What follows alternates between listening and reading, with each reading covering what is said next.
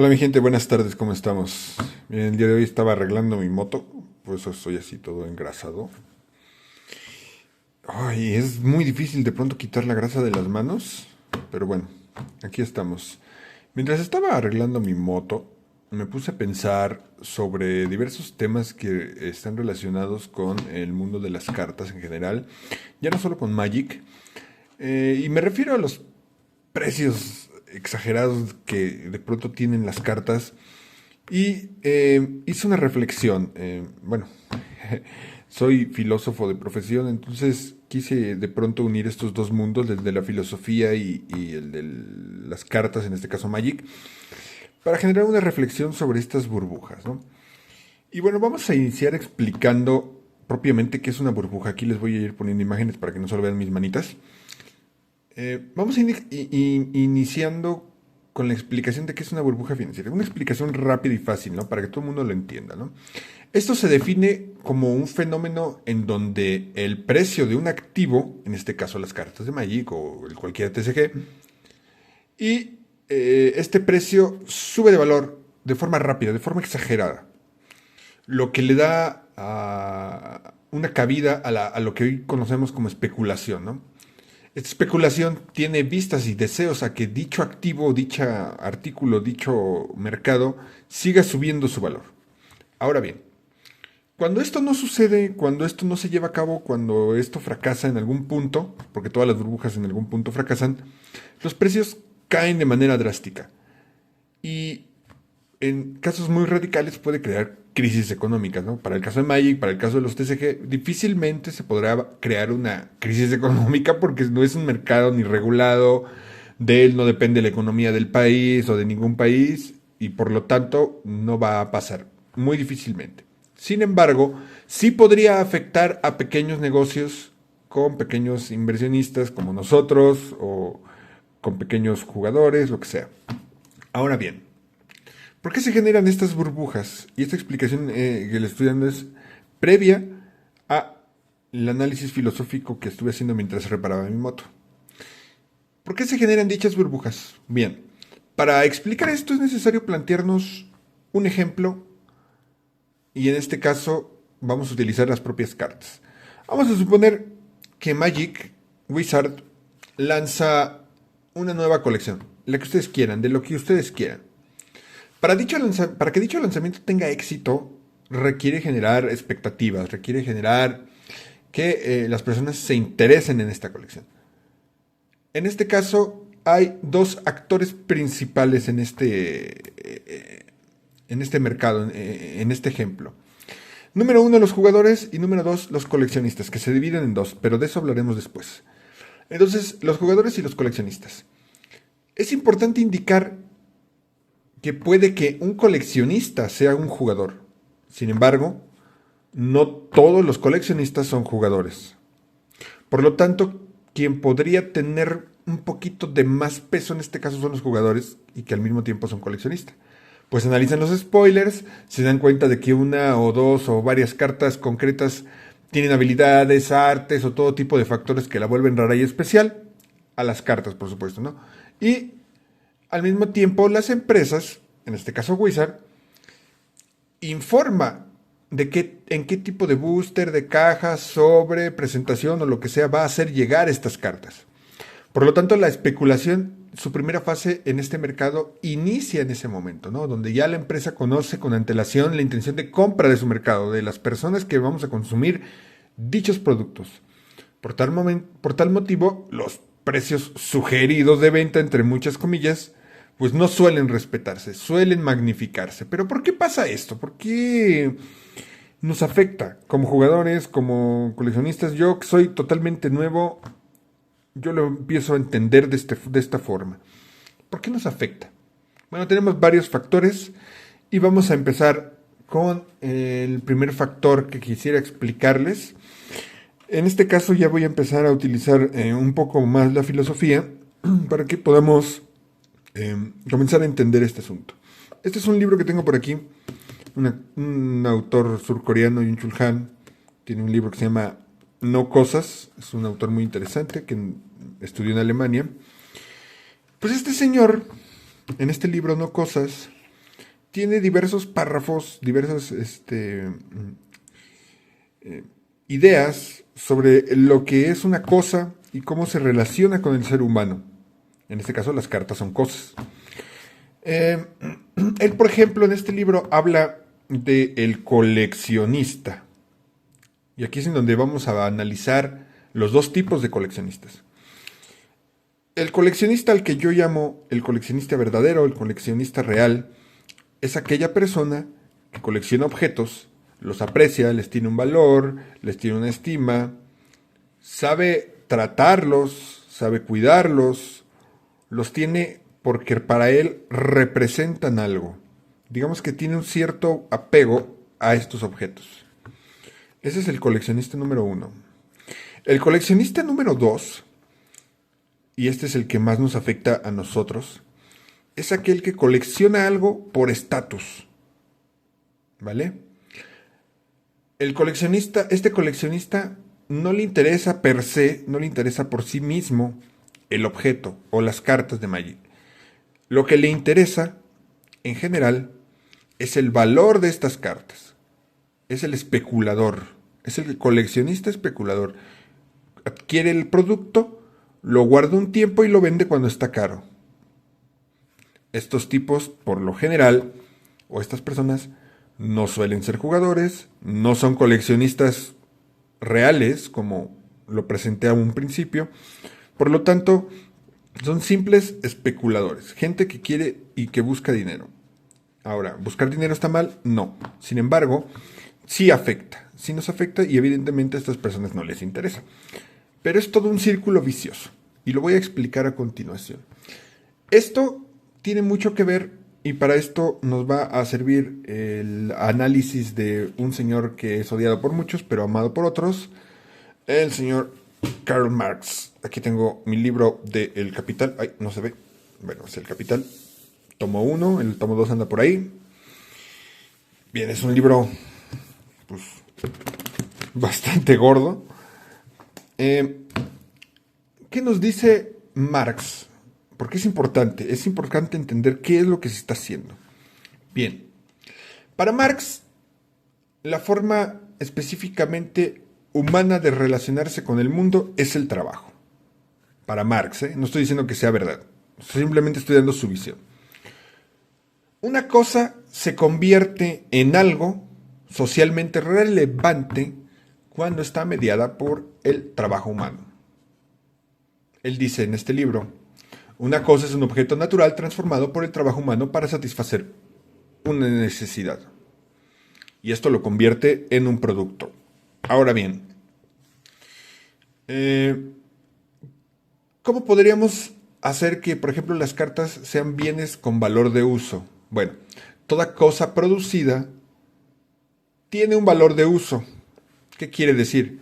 Que satisface una necesidad humana, ya sea material o simbólica, tiene una cualidad física concreta y existe independientemente de si circula en el mercado o no. Estas tres cosas evidentemente las cumplen las cartas, ¿no? Satisface una necesidad humana, ¿por qué? Porque satisface la necesidad de recreación que los fans de las cartas TCG tenemos, por ejemplo, ¿no? Tiene cualidades físicas concretas, es una carta de cartón, etcétera, y existe independientemente de si circula en el mercado o no. El tercer punto es fundamental y lo vamos a entender un poquito más adelante. Por lo tanto, dice Marx, las cosas mismas con valores de uso son independientes unas de otras, ¿va? Aquí, en este punto, todavía no hay una economía capitalista, simplemente utilidad. Un objeto sirve para algo y punto. Este tapete sirve para el mouse, el teclado sirve para escribir, etc. Pero no hay valor de mercado, no hay capitalismo, no hay nada. Simplemente es el objeto por sí mismo y su función. En este caso las cartas simplemente son cartas para juego, ¿va? Ahora bien, las cosas cuando ya se convierten en mercancías, cuando ya son productos. Una cosa se convierte en mercancía solo cuando es producida para intercambiarse en el mercado y, en este caso, tiene tanto valor de uso como valor de cambio, ¿vale? O sea, yo te vendo algo porque te sirve para algo, te resuelve algo. Para Marx, no todas las cosas son mercancías, pero sí todas las mercancías son cosas, ¿vale? Todas las cosas, repito, no todas las cosas son mercancías, pero sí todas las mercancías son cosas. En este caso, la mercancía es la forma central del capitalismo. Su valor no proviene de las propiedades físicas, sino del tiempo trabajado o del tiempo de trabajo socialmente necesario para producirla. Este punto también es importante, ¿vale? Ahora bien, viene el fetichismo de las cosas. Y esto lo aborda Marx perfectamente. En el capitalismo, las cosas adoptan una apariencia más allá de lo que físicamente son. El fetichismo de la mercancía hace que las relaciones sociales entre personas se presenten como relaciones entre cosas. También también hace que las cosas parezcan tener valor por sí mismas, ¿no? Que se oculten las relaciones de explotación que les dieron origen. ¿Qué quiere decir todo esto, no? Explico. Para Marx, las cosas en el capitalismo tienen un carácter casi místico, una vida social aparente. Estamos aquí para explicar por qué se genera este fetichismo. El fetichismo es el origen del por qué hay cartas que valen 30 centavos y hay cartas que valen millones de dólares. ¿Va? Hay que entender que el hecho de que lo que dice Marx, que las cosas tengan o parezcan tener valor por sí mismas, es el origen de esto. Y esto es una creación artificial. Y todo empieza por las empresas, como lo dije, ¿no? Estas empresas, por ejemplo Wizard, crean cartas con habilidades específicas, ficticias, que le infieren a este cartón, que es igual creado que otros cartones, ciertas cualidades distintas que te van a dar una ventaja en el juego. Por lo tanto, el valor podría subir siempre y cuando establezca la regla de la oferta y la demanda. ¿Qué quiere decir? Yo, empresa, como ya sé que esta carta va a ser especial, la voy a imprimir en menores cantidades y la voy a dar a conocer, como dije anteriormente, en ciertas presentaciones, ciertas cajas, estos boosters, lo que sea, que usualmente suelen ser más caros. Y además de eso, como van a ser menos estas cartas impresas que las demás, pues va a ser todavía más codiciada. Entonces todo esto es una creación artificial por parte, en un inicio, de las empresas. ¿Vale? ¿Qué es lo que pasa después? Evidentemente el fetichismo trasciende a la empresa y empiezan los vendedores del el menudeo con los singles, los empiezan a vender en Amazon, en eBay, en Facebook, en donde sea, a precios estratosféricos, ¿vale? Entonces, hasta ese punto, digamos que estas personas simplemente caen en este juego. Entonces, la víctima, por decirlo de alguna forma, compra esta carta a este precio estratosférico. ¿Por qué digo que es una víctima? Porque al final del día, él y ellos no saben que están siendo manipulados. Esto es desconocimiento. Se piensa que es algo parte del juego en el sentido más estricto de la palabra, pero no lo es. Es algo 100% artificial. No tiene en realidad relación con el juego mismo. ¿Vale? Entonces, repito, para Marx, las cosas en el capitalismo tienen un carácter místico, una vida social aparente. Y esta vida social aparente es lo que les estoy explicando, ¿no? Me sale la carta en el sobre más caro, esta carta es la más cara de la colección y yo la vendo todavía más cara en eBay. ¿Vale? Es como si tuviera vida propia, como si este cartón tuviera vida propia y fuera especial sobre los otros cartones. Ahora bien, las cosas como portadoras de relaciones sociales. Esto es crucial. Una cosa no solo es material. En el capitalismo es una portadora de una relación social. Un ejemplo de esto, volvemos, es una carta de Magic, la que tú quieras. No vale solo por su papel, sino por la relación social que sostiene. Dice Marx, las cosas materiales se convierten en portadoras de formas sociales. Es que ya tengo esta carta y pues ya voy a ganar todas las partidas. Esto en el caso de los jugadores, o del coleccionista jugador, o del coleccionista, ¿no? Le da un estatus social. Entonces, las cosas por sí mismas no tienen valor. Las cosas no tienen valor por naturaleza. El valor es una relación social derivada del trabajo humano o del proceso humano. Por eso, este señor Marx rechaza cualquier ontología naturalista del valor. ¿Qué quiere decir ontología? Bien, la ontología es una forma de entender el porqué de las cosas del ser, para no meternos en muchas explicaciones extrañas. Entonces, cuando nos dice que en este caso Marx rechaza cualquier ontología naturalista, quiere decir que él rechazaría el hecho de que la carta, la que tú quieras, la más cara, el Black Lotus, es carísima porque pues, por sí misma lo vale, que porque es vieja, que por lo que hace, que por su arte, que por no sé qué. Él diría, no, es un simple cartón y vale exactamente lo mismo que todos los otros cartones. Eso es lo que él diría. Entonces, el fetichismo de la mercancía es una de las ideas más profundas y malentendidas de Marx, ¿no? Es mucho más que valorar demasiado los objetos, en este caso, ¿no? Es un mecanismo tanto ontológico como social mediante el cual las cosas adquieren apariencia de sujetos, de entidades, de personas o de cualquier otra cosa que no sea un objeto, y las relaciones entre personas que se disfrazan con relaciones entre cosas, ¿no? Y ese es el mejor ejemplo de las cartas de juego. Por lo tanto, ¿qué significa el fetichismo en este caso, no? Marx toma este concepto de la antropología de su época. Un objeto al que se le atribuyen poderes que no provienen de sí mismo o de él mismo, sino que son proyectados por los seres humanos. En sociedades capitalistas, perdón, fetichistas, según la antropología de esta época, de la época de Marx, los humanos producen objetos y luego se someten a ellos como si fueran entidades con agencia propia.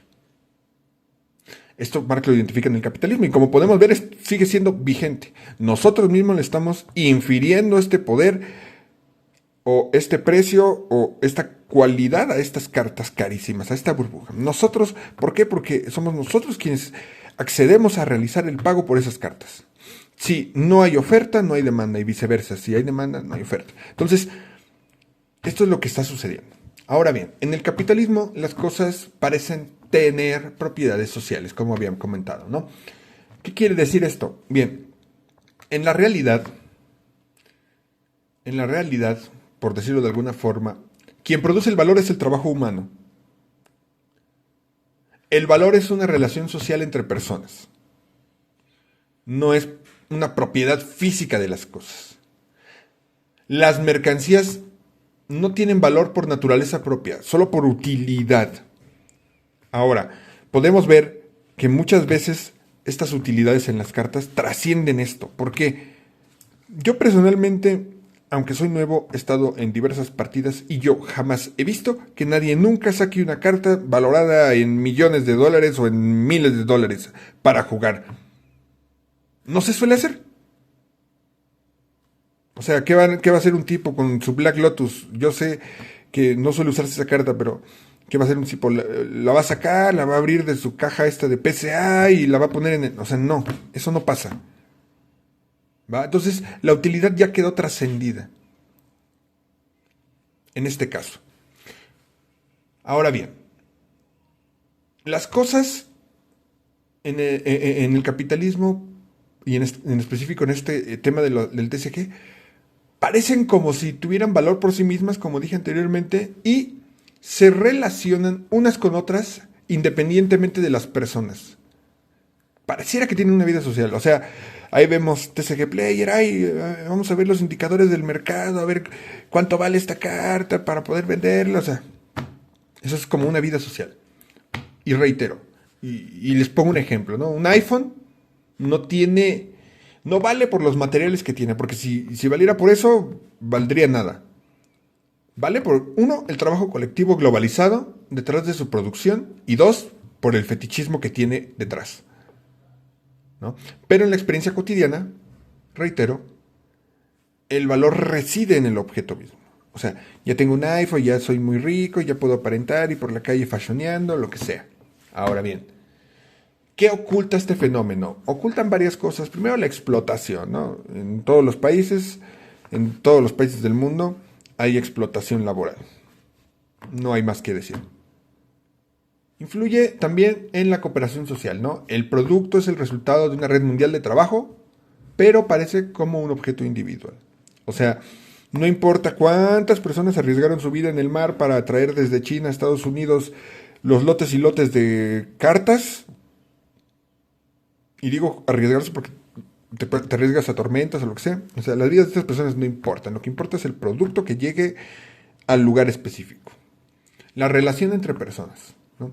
En este caso, la relación del trabajador y el capitalista o el patrón, pues queda oscurecida, pues la gente se relaciona por medio de las cosas. O sea, no importa que en una fábrica o en una imprenta un güey se haya volado los dedos al momento de cortar las cartas, sus dedos no importan, lo que importa es el producto. Y eso pasa, ¿no? Al güey no le pagaron nada o lo que sea. O sea, no, realmente no sabemos las condiciones de trabajo mediante las cuales estas empresas contratan a imprentas para imprimir sus productos. No tenemos la menor idea. Ahora bien, ¿por qué Marx, por qué este señor dice que la mercancía tiene un carácter místico? Y esto es también importantísimo. Bien, esto es porque el objeto adquiere una apariencia autónoma, como ya lo comentamos, ¿no? Como si existiera una suerte de magia dentro de él, y no me refiero a la magia de Magic. Marx lo explica de la siguiente forma. Dice, las relaciones sociales entre trabajos privados aparecen como relaciones entre cosas. Esto lo dice en el capítulo 1 de El Capital, libro que les enseñé. Bueno, ¿qué quiere decir? Este es el núcleo del fetichismo. La inversión ontológica, donde las cosas parecen sujetos y los sujetos parecen cosas. Creo que queda claro. Entonces, la inversión ontológica es muy importante. El fetichismo produce un mundo invertido. Los objetos, barras, entre muchas comillas, o mercancías, parecen sujetos, parecen personas. Se comportan como si tuvieran reglas internas. En este caso, la oferta y la demanda. O las tonterías de los liberales, ¿no? El precio se ajusta solo. Los sujetos, entre comillas, para trabajadores, parecen objetos. Son tratados como fuerza de trabajo, un insumo más, una herramienta más para producir, ¿no? Bajo esta inversión estructural, no psicológica, no depende de la gente. Pues esto se crea, la gente se lo cree, sino que sucede porque así es la forma en la que funcionan las mercancías, lastimosamente. Y todos somos víctimas de eso en cualquier cosa, no solo en las cartas. Bien, ¿qué más? ¿Qué más podríamos decir? ¿Por qué las cosas tienen vida social? ¿Por qué las cartas tienen vida sociales? En las sociedades capitalistas, las mercancías circulan, se intercambian, se valorizan. Por supuesto, regula comportamientos, y eso nos pasa. O sea, si muchos empiezan a comprar algo, ahí van todos a comprarlo. Si muchos dejan de comprarlo, ahí van todos a dejar de comprar esta carta, ¿no? Y obedece a propias leyes, ¿no? Por ejemplo, ciertas cartas cumplen, que por ejemplo, ya ven que en el set, este último que salió de Avatar, hay como 4 tipos de azulas, 2 son distintas y aparte son las foil. Entonces, ay no, pues es que, pues ¿cuál es la más chida? Ah, pues es que la foil porque tiene brillitos. Aunque las 4 hagan exactamente lo mismo en el juego. O sea, pero bueno, ¿no? Por supuesto, esto genera una cosificación en donde el sistema de objetos determina las relaciones sociales. O sea, no importa que yo tenga la misma azula. Ay, no, es que tu azula está más cara, güey. Tu azula es más chida porque es la versión no sé cuál. Entonces, es absurdo. Ahora bien, ¿cuál sería, en este caso, lo más importante que tendríamos que entender para poder funcionar de una mejor manera y no caer en estas trampas que hacen las empresas, ¿no? Lo primero que tendríamos que entender es de que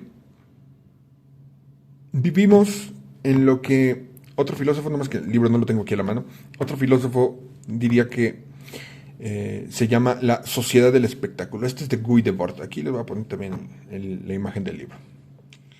Guy Debord es todavía más atrevido que Marx. Él dice que en el capitalismo tardío en el que vivimos, las mercancías se vuelven imágenes. Vivimos en un mundo donde la relación con la realidad es medida por representaciones, no cosas. ¿A qué voy? Bueno, el espectáculo no es un conjunto de imágenes, sino una relación social medida por imágenes, dice Guy Debord. Por lo tanto, me estoy refiriendo a los influencers. ¿Qué papel juegan los influencers? Bueno, el influencer es un agente del espectáculo, es la máxima expresión de lo que Guy Debord nos quería decir en los 50. No porque sea malo o sea una mala persona, sino porque su función social es transformar la vida humana en representación. Y la representación es mercancía. ¿Por qué? Bueno, el influencer no vende productos. El influencer vende una imagen de vida que otros quisieran imitar, pero la mayoría fracasan al imitarlo. El espectáculo crea un valor simbólico adicional. Según este autor, la mercancía ya no se define por su utilidad. Ojo, la mercancía ya no se define por su utilidad ni por su valor de cambio, sino por su valor espectacular. Es lo que les decía. Vas a las partidas y nadie saca la carta de miles de dólares. Ah, no, pues voy a sacar su versión más baratita. Va. Entonces, ya no es utilitario. La mercancía, el objeto ya no tiene la utilidad que debería. Sino es un valor espectacular. ¿Por qué? Vamos a ver, por ejemplo, a Logan Paul en sus peleas de ridículo con su Charizard ahí colgado. O sea, ¿qué tiene que hacer ahí una carta de un Charizard? ¿No? ¿Qué representa? ¿Qué estilo encarna? ¿Qué promete socialmente? Bueno, pues la mercancía en este caso se vuelve un signo de estatus, de símbolo, de identidad. El influencer es el puente entre el objeto y este imaginario social. Yo quiero ser como ese güey. Yo quiero abrir miles de sobres y gastarme miles de dólares para abrir sobres y ver si me sale la carta más extraña, rara y cara. Por lo tanto, el influencer es la mercancía convertida en persona y la persona convertida en mercancía. Estos individuos estilizan su vida para ser consumida, mercantilizan su intimidad, viven como vitrinas y se convierten en un soporte publicitario. Ya no hay diferencia entre ser y parecer. Por lo tanto, estos influencers, valga la redundancia, influyen mucho en esto. Ahí está el famosísimo señor King Pokémon que va al precio de la historia sin intención de vender porque lo dijo en una entrevista y por eso dio un precio exagerado y ese precio exagerado hizo que se creara la burbuja del TCG de Pokémon. O más bien la reforzara porque ya existía. Entonces, lo vemos con todos estos influencers ahí abriendo sobres, nunca han jugado el maldito juego, pero ahí los abren. Ay, mira, ya me salió este Pikachu y este no sé cuál. Y entonces es simplemente el estatus, el querer mostrar una vida a la cual la mayoría no tenemos acceso. Porque seamos sinceros, la mayoría no tenemos acceso a estar comprando y comprando y comprando cosas de nuestros hobbies porque son caras, de por sí, de per se. Entonces, esta es la importancia. ¿Cuál sería la forma en la que podríamos combatir esto? Primero, entender que estos son deseos dirigidos. En este caso, hay que entender que cuando nos venden la imagen de una carta de miles y miles de dólares, no estamos deseando esta carta por sus cualidades, sino por su apariencia mediada. Guau, yo quiero esta pinche carta porque vale miles de dólares. Hay que entender también algo que se denomina identidad consumida. La gente no compra objetos, sino identidades. Ay, es que si yo compro esto, voy a ser como él. Si yo compro este Charizard, pues voy a estar en el mismo círculo de Logan Paul. Y eso me va a acercar a ese güey. O sea, no, ridículo. ¿No? Por supuesto hay que entender una especie de fenómeno que podríamos llamar colonización de la subjetividad, en donde la vida interior queda moldeada por imágenes externas, ¿no? Aquí entraría un tema muy importante sobre ciertos constructos que nosotros manejamos para la vida diaria y cómo estos influencers son constructores de mundos ficticios que pueden colonizar la percepción y el deseo y la forma en la que nos englobamos. Siempre que no sepas que estás siendo víctima de esto. Entonces, para esto es este video, ¿no? Para eso es este video, ¿no? Para que podamos entender cómo estos personajes, más allá de lo que están haciendo de manera aparentemente, vamos a decirlo así, noble, normal, sin problema alguno, en realidad influyen muchísimo en la percepción de los demás. Entonces hay que tener cuidado de no caer en este juego. Ahora, ¿podemos combatir la especulación de las cartas con esto? No necesariamente. Y ojo, no me malinterpreten, yo no estoy diciendo que esté mal comprar o vender una carta en precios altos. Lo que estoy diciendo es de que está mal cosificar las cosas sin que previamente tengamos un contexto de lo que estamos haciendo. Porque como reiteré y como dije anteriormente, hay varios tipos de coleccionistas. Está el coleccionista que atesora los objetos, que los valora, y está el coleccionista que simplemente busca el beneficio económico. Esto no nos conviene a nosotros porque al final del día, los que estamos tratando de aprender a jugar o los que ya llevan jugando mucho tiempo y que ya son expertos, se están viendo afectados por estas prácticas, ¿no? Y créanme, si no hay oferta, no hay demanda, y si no hay demanda, no hay oferta. Entonces, las empresas entenderían que está mal hacer que las cartas superpoderosísimas sean creadas en bajas denominaciones con referencia a los demás. Si nosotros nos pusiéramos en el lugar en donde dejemos de hacer crecer estos precios inflados. Pero bueno, es simplemente una reflexión que tuve de loco mientras arreglaba mi moto, pero por favor dime tú qué piensas, qué opinas al respecto. Déjame tus comentarios, déjame tus dudas. ¿Te gusta la especulación? ¿No te gusta? ¿Eres coleccionista? ¿Juegas? ¿Eres ambos? Platícame qué opinas de lo que dije, yo te leo con mucho gusto. Si te gusta el contenido, suscríbete, comparte con tus amigos, lo que sea, y nos vemos en el siguiente video.